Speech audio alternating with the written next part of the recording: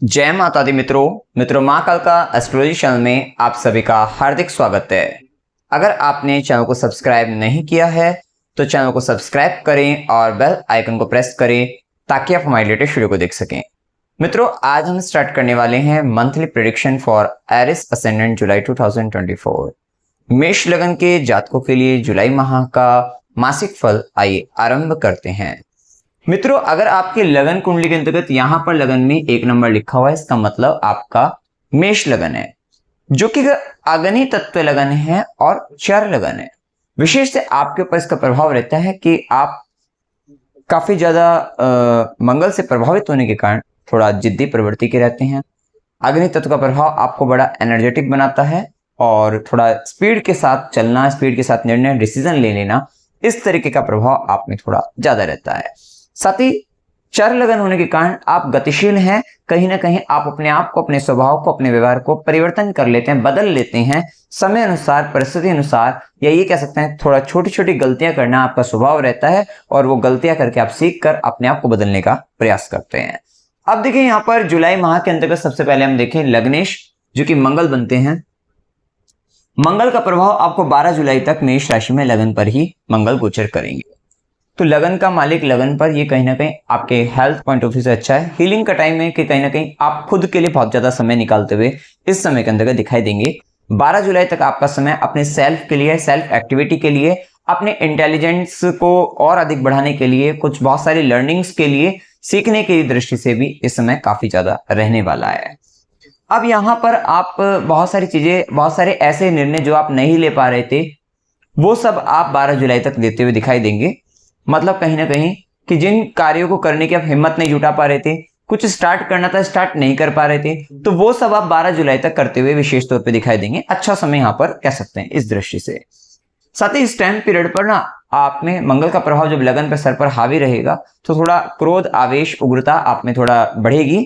Energetic personality इस समय बन जाएगी, काफी एनर्जी रहेगी। आप उस एनर्जी को आप किस प्रकार यूज कर रहे हो ये डिपेंड करता है आप पर। तो कहीं ना कहीं आप उस एनर्जी को अच्छी चीजों में, या बहुत सारे ऐसे जो कार्य जो आप कर नहीं पा रहे थे, हिम्मत नहीं जुटा पा रहे थे, जिसमें काफी ऊर्जा भी लगनी थी, उन सब में आप लगाते हुए नजर आएंगे। या फिजिकली अपने आप को और अधिक मजबूत बनाने के लिए आप हो सकता है कोई जिम वगैरह भी ज्वाइन करें, वो सब भी आप कर सकते हैं, एक्सरसाइज करें।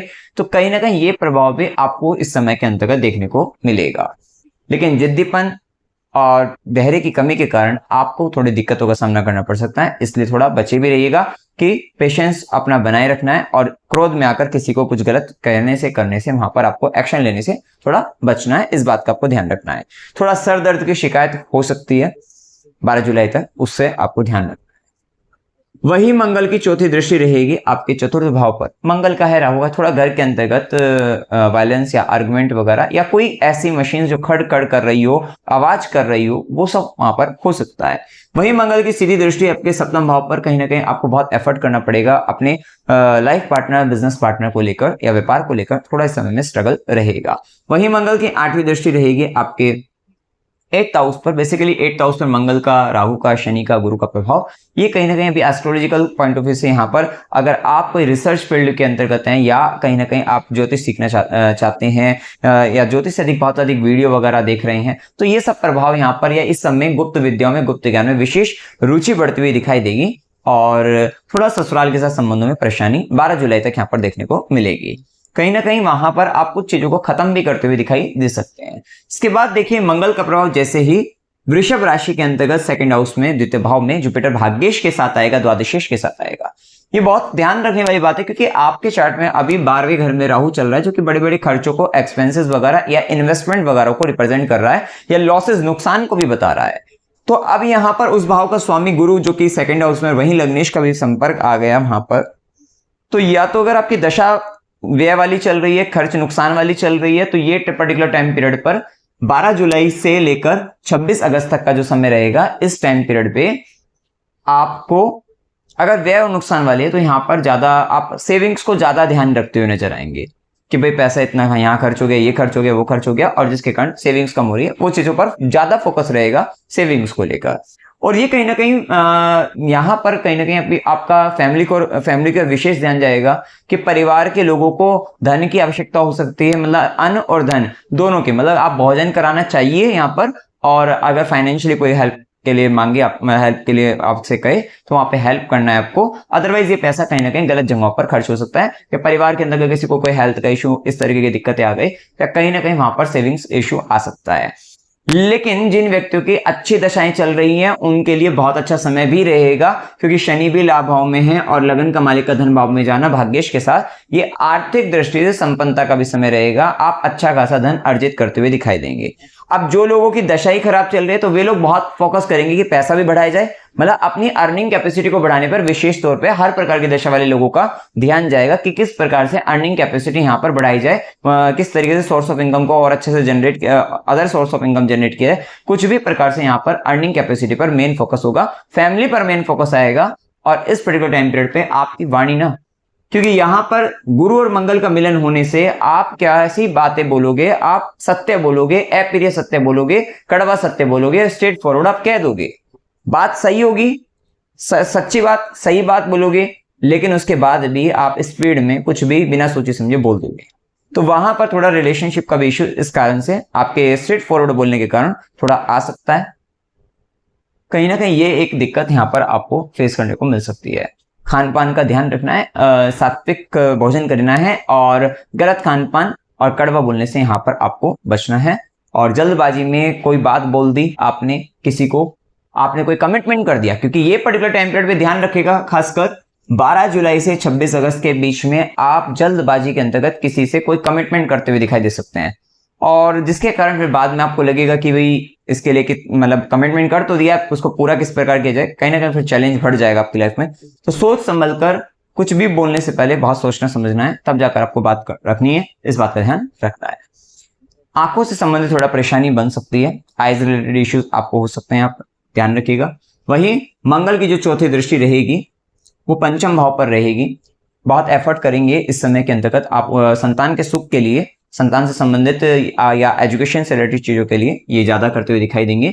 वहीं मंगल की सीधी दृष्टि रहेगी आपके अष्टम भाव पर। कहीं ना कहीं जो ससुराल से पहले जो 12 जुलाई तक के रिलेशन थोड़े इश्यू आए उनको आप संभालने का प्रयास करेंगे, वहां पर ठीक करते हुए दिखाई देंगे। वहीं मंगल की 8वीं दृष्टि आपके नवम भाग्य के भाव पर, ये ध्यान रखिएगा कि किसी भी तरीके से अगर किसी गुरु ने या किसी भी ऐसे व्यक्ति ने जिसको आप बड़ा अपना आदर्श मानते हैं, अगर उन्होंने कुछ समझाया तो उनसे वाद विवाद करने से या पिता से, गुरु से वाद विवाद करने से बचना है, धर्म के अंतर्गत वाद विवाद करने से बचना है। और अन्यथा यहाँ पर आप अपने गलत निर्णय के कारण अपने भाग्य की हानि कर बैठोगे, इस बात का भी यहाँ पर आपको ध्यान रखना है।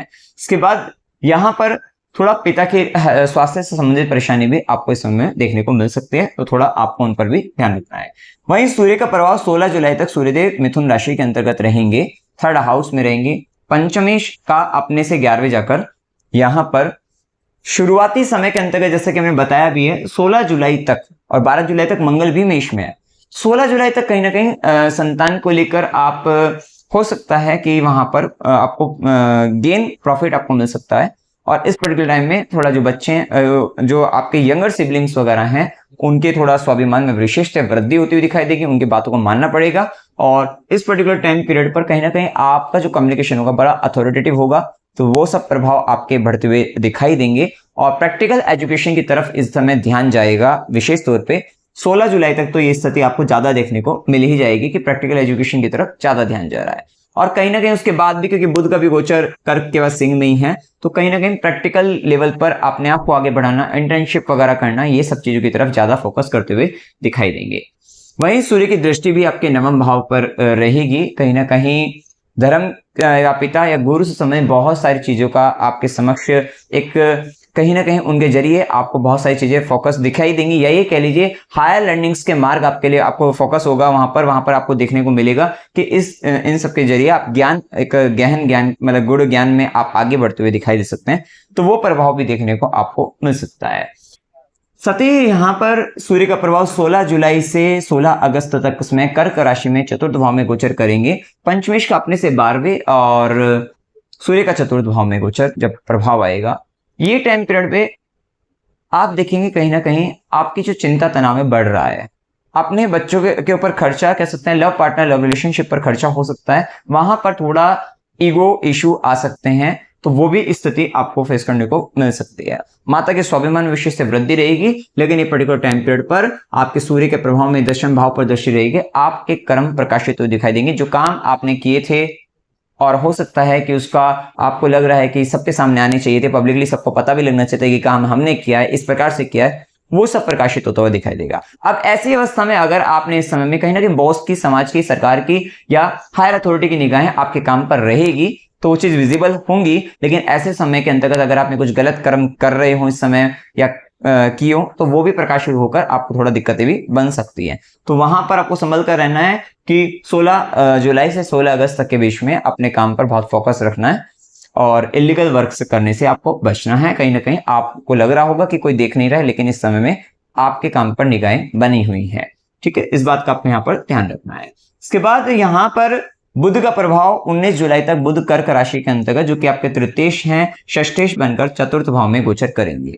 जैसे ही बुध का प्रभाव चतुर्थ के अंतर्गत आएगा, कहीं ना कहीं यहाँ पर बुध का प्रभाव, क्योंकि षष्ठेश की मेन एनर्जी लेकर यहाँ पर आएंगे, तो आपके दिमाग में ना आपका भूमि, भवन, वाहन संबंधित बहुत सारी घटनाएं यहाँ पर दिमाग में चलती हुई दिखाई देंगी। कॉन्फ्लिक्ट्स आते रहेंगे घर के अंतर्गत, थोड़ा आर्गुमेंट वगैरह यहाँ पर हो सकते हैं, तो वो प्रभाव या इमोशनल लेवल पर आपके दिमाग में बड़ा बहुत आप इमोशनली परेशान हो सकते हैं घर के अंतर्गत किसी विषय को लेकर, किसी बात को लेकर, तो वो सब चीजें इस समय में आपको देखने को मिल सकती है। साथ ही ये टाइम पीरियड पर घर को लेकर खर्चे बढ़ रहे हैं और उससे संबंधित कोई लोन वगैरह का संबंध आ सकता है, कोई झगड़ा भी हो सकता है किसी तरीके का प्रॉपर्टी को लेकर, तो ये भी स्थिति देखने को मिल सकती है। वहीं बुध के प्रभाव में यहाँ पर दृष्टि आपके दशम पर भी रहेगी। कहीं ना कहीं एक साथ दो वर्क को चालू रखना, दो से तीन काम घर पर रहकर भी करना, तो ये सारे काम आपके इस समय में बढ़ जाएंगे। थोड़ा वर्कलोड यहाँ पर बढ़ रहा है। इसके बाद बुध का प्रभाव 19 जुलाई से 22 अगस्त तक बुध सिंह राशि में पंचम भाव में गोचर करेंगे।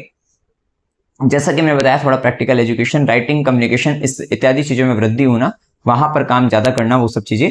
और 6th लॉर्ड अपने से 12वें, क्योंकि केतु भी षष्ठम भाव में, सडन तरीके से जॉब के अंतर्गत या तो प्रोजेक्ट चेंज हो जाए, सडन तरीके से जॉब चेंज हो जाए, ये सब कुछ ना कुछ होता हुआ भी दिख सकता है आपको, खासकर 19 जुलाई से 22 अगस्त के बीच में, जैसे कि मैंने बताया ये सब, क्योंकि ये टाइम पीरियड न्यू लर्निंग्स का है। बहुत सारी नई नई चीजें सीखते हुए नजर आओगे। आपके बुद्धि, आपके उसमें कहीं ना कहीं अपने बच्चों को लेकर भी कुछ नया कुछ सिखाने का भाव, या स्टूडेंट को लेकर नया कुछ सिखाने का भाव, तो ये सारी चीजें भी आपके जीवन के अंतर्गत आएगी और आपकी कहीं ना कहीं अपने लव पार्टनर को लेकर भी कुछ न्यू लर्निंग्स होती हुई दिखाई देगी कि आप उनका कुछ एक नए तौर पर आप उनसे भी कुछ सीखते हुए दिखाई देंगे। और यहाँ पर देखो, बुध की दृष्टि भी लाभ भाव पर रहेगी। कहीं ना कहीं आप ऐसा एजुकेशन का कुछ ऐसा सीखते हुए, ऐसा कोर्स करते हुए दिखाई देंगे जिससे आपको गेन, आपका प्रॉफिट आपका बढ़ता हुआ दिखाई आपको देगा।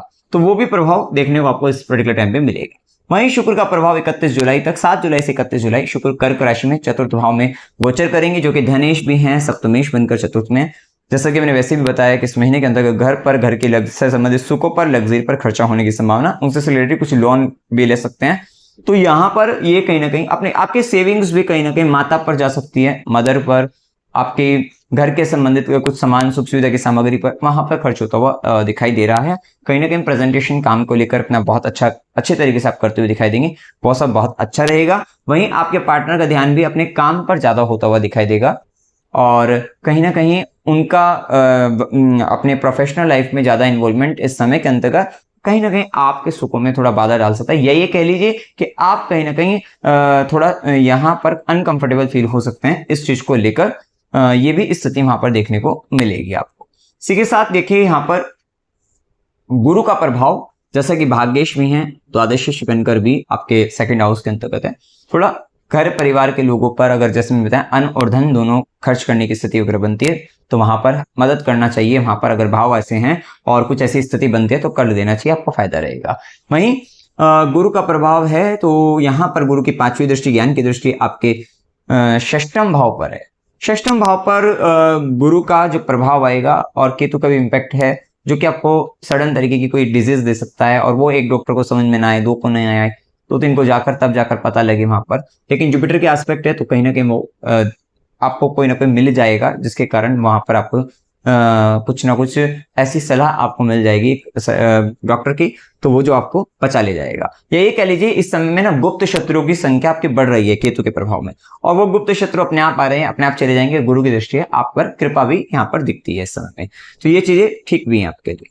वहीं कंपटीशन के लिए, शत्रु बाधा के लिए, इन सब से कहीं ना कहीं ऑटोमेटिक अगर आप अपने जुपिटर को ठीक रखते हैं इस समय में, तो वो चीजें भी ऑटोमेटिक आपकी क्लियर होती हुई चलेंगी। उस पर भी ज्यादा आपको वहां पर फोकस ना करके अपने जुपिटर को अपने ज्ञान पर ध्यान रखना है। आप क्या बोल रहे हैं उस सब चीजों पर विशेष ध्यान रखना है। वहीं गुरु की सीधी दृष्टि रहेगी आपके अष्टम भाव पर, ये कहीं ना कहीं आपको उच्च कोटि का ज्ञान, रिसर्च वर्क में आपको फायदा, लाभ आपको दिला सकता है। Under the ground resources related वहां पर आपको फायदा दिला सकता है, तो विशेषतः वहां पर फायदा रहेगा। वही गुरु की नवी दृष्टि रहेगी आपके दशम भाव पर। विशेषतः ये आपको, अगर जो व्यक्ति बिजनेस चालू करना चाहता है उनके लिए कहीं ना कहीं ये बिजनेस भी करा सकते हैं। डिपेंड करता है चार्ट में योग है या नहीं है, लेकिन भाग्य की दृष्टि का कर्म स्थान पर, और भाग्य की दृष्टि का कर्म स्थान पर वही कर्मेश का लाभ भाव में बैठना, ये आपको ग्रोथ देने वाले हैं।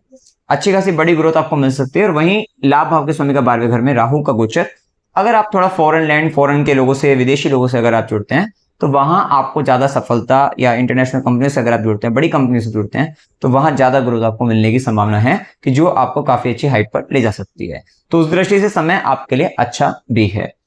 इसके बाद देखिए यहाँ पर जो शनि का प्रभाव है, जो कि कर्म के स्वामी और लाभ के स्वामी बनकर लाभ भाव में विशेषतः लाभ की आय की वृद्धि आपको देना चाहते हैं। लंबे समय तक आपने जिस ऑर्गेनाइजेशन के लिए काम किया, बहुत समय से बताया भी है, क्योंकि यहाँ 17 जनवरी 2023 से चल रहे हैं शनिदेव लाभ भाव में, तो उससे पहले आपने जिस ऑर्गेनाइजेशन के लिए काम किया, या कहीं ना कहीं ये समय आपके लाभ, आय वृद्धि, उन सबकी दृष्टि से अच्छा है। नेटवर्क बढ़ाना उस सबसे अच्छा है, लेकिन नेटवर्क बढ़ते हुए भी उस नेटवर्क को लेकर बहुत ज्यादा अटैचमेंट नहीं रहेगा, और चाचा मित्र, बड़े भाई बहन के इससे संबंधित काम की जिम्मेदारी थोड़ा बढ़ती हुई दिखाई देगी, तो वो प्रभाव आपको यहाँ शनि के प्रभाव में मिलेगा। वहीं शनिदेव की तीसरी दृष्टि लगन पर है, तो शनिदेव कह रहे हैं कि चलो अच्छी बात है कि आप प्रॉफिट ले रहे हैं, आय वृद्धि कर रहे हैं, सब कुछ कर रहे हैं, लेकिन थोड़ा अपने आप पर भी ध्यान दीजिए, सेल्फ के लिए थोड़ा टाइम निकालिए, अन्यथा यहाँ पर आपको थोड़ा डिजीज हो सकते हैं, हेल्थ इश्यूज आ सकते हैं। तो सेल्फ को लेकर भी शनिदेव का प्रभाव आपके लिए चल रहा है। वहीं शनिदेव की सीधी दृष्टि पंचम भाव पर है, तो यहाँ पर संतान को लेकर एक सीरियसली होता है कि बहुत जिम्मेदारी है, जिसके कारण एक दुख का भाव यही है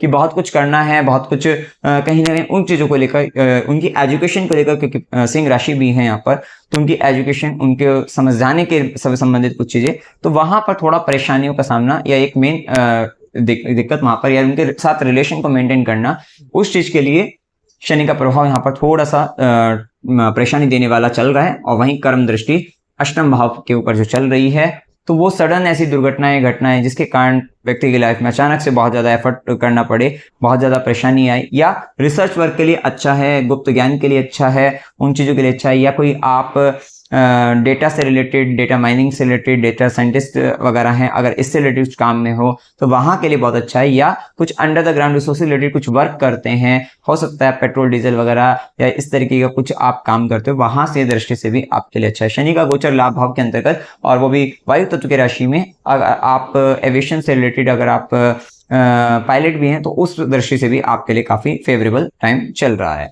तो ये अच्छी स्थिति है। तो वहीं लेकिन राहु के प्रभाव में थोड़ा सा संभल कर रहना है, क्योंकि अष्टम भाव पर शनि की भी दृष्टि है।